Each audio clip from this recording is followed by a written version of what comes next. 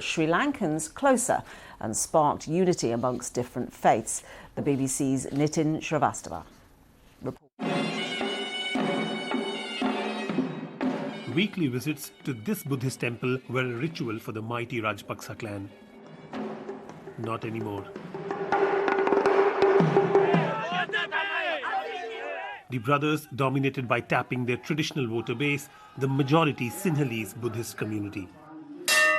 But Sri Lanka is a diverse country, home to Tamil, Hindu and Muslim minorities. And it was the Tamils who led a long guerrilla war for independence, which was crushed by the Rajapaksas. Yes, there have been tensions within communities, and the 30-year war also contributed to it. People used religion for politics, but we prefer humanity over religion. We should all live together now. The deadly Easter bombings of 2019 in Colombo gave rise to more friction. Local members of Islamic State carried out the attacks. And now it was the Muslim community under state scrutiny. We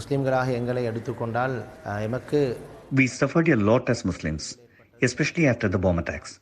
We had nothing to do with it, but we began to be demonized to win elections. Even during COVID, something un-Islamic was imposed on us, the burning of dead bodies instead of burying them. This is the St. Anthony's Church, one of the sites of the horrific terror attack. But the current crisis, where people want a change, where people want a new rule of law, has brought together communities and different religions together. And there is just one motto, a new Sri Lanka. And the army is playing its part, staying in the background, even though it's dominated by Sinhalese soldiers and generals. There's also, I think, a slow realization among communities that unity is important, coexistence is important, reconciliation is also important.